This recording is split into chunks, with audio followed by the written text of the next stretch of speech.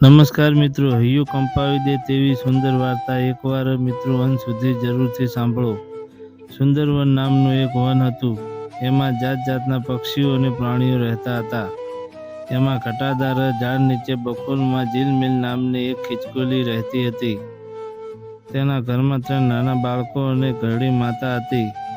પતિનું થોડા સમય પહેલા અવસાન થયું હતું.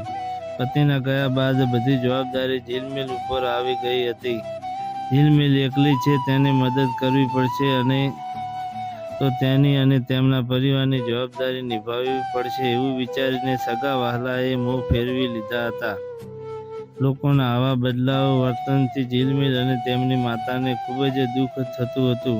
ઝીલમિલ ઘણી વખત માતાને કહેતી હતી કે દુઃખ અને મુશ્કેલીના સમયમાં જ સાચા મિત્રો અને સગા સંબંધીઓની પરખ થતી હોય છે. ઝીલમિલ સવારથી સાંજ સુધી કામ કરતા કરતા થાકી જતી હતી.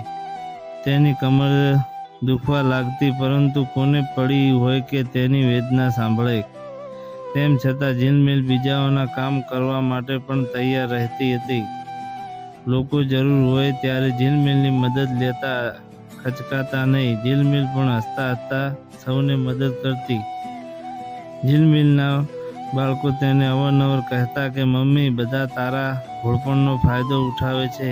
તું શા માટે આવા સ્વાર્થી લોકોને મદદ કરે છે? ઝીલમિલ હંમેશા કહેતી કે આપણે શા માટે કોઈનું ખરાબ કરવાનું, આપણે આપણા કર્મ કરતા રહેવાનું. એક દિવસ ઝીલમિલનો દીકરો બીમાર પડ્યો. ડૉક્ટર રીંછભાઈએ એક જડીબુટ્ટી વિશે જણાવ્યું અને કહ્યું કે આ જડીબુટ્ટી મોરભાઈ લાવી આપશે. તેમને આ અંગેની જાણકારી છે. ઝીલમિલ દોડતી દોડતી મોરભાઈ પાસે ગઈ અને ડૉક્ટર રીંછે કહેલી જડીબુટ્ટી લાવી આપવા માટે વિનંતી કરી. પણ મોરભાઈને તો ભારે અભિમાન હતું. તેમણે ગરદન ધુણાવતા ના પાડી દીધી અને કહ્યું કે આવા નાના કામ કરવા માટે મારી પાસે સમય નથી. ઝીલમિલે વિનંતી કરી, પણ મોરભાઈ એકના બે ન થયા. છેવટે ડૉક્ટર રીંછે બીજા પક્ષી પાસે જડીબુટ્ટી મંગાવી અને ઝીલમિલનો દીકરો સાજો થઈ ગયો. સમય પસાર થતો ગયો. કહેવાય છે કે કરેલા કર્મ અહીં જ ભોગવવા પડે છે. એમ એક દિવસ મોરના બચ્ચાની આંખમાં ઈજા થઈ. એ વાતની જાણ ઝીલમિલને કોયલે કરી. તેણે વધુમાં કહ્યું કે જો દવા અસર નહીં કરે તો તે કાયમ માટે અંધ થઈ જશે. ઝીલમિલે કંઈ જવાબ ન આપ્યો. તે પોતાનું કામ કરતી રહી. ઝીલમિલ પાસે આંખ માટેની અસલી દવા હતી જે તેનો પતિ લાવ્યો હતો.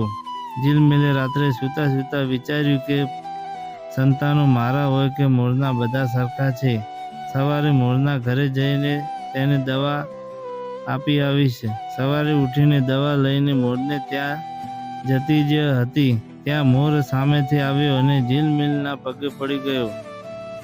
તેણે માફી માંગી અને પોતાના દીકરા માટે આંખની દવા આપવા વિનંતી કરી. ઝીલમિલના હાથમાં જે દવા હતી એ તેણે આપી દીધી અને દીકરો જલ્દી સાજો થઈ જશે એવું આશ્વાસન પણ આપ્યું. મોરે તેનો ખૂબ ખૂબ આભાર માન્યો. મોરનો દીકરો સાજો થઈ ગયો.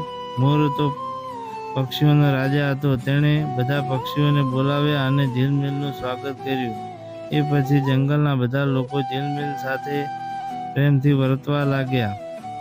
મિત્રો, આવા જ ધાર્મિક વાર્તાઓ સાંભળવા જોવા માટે વિડીયોને લાઈક, શેર અને અમારી ચેનલને સપોર્ટ કરજો. તમારો સાથ આપજો. તમારો ખૂબ ખૂબ આભાર.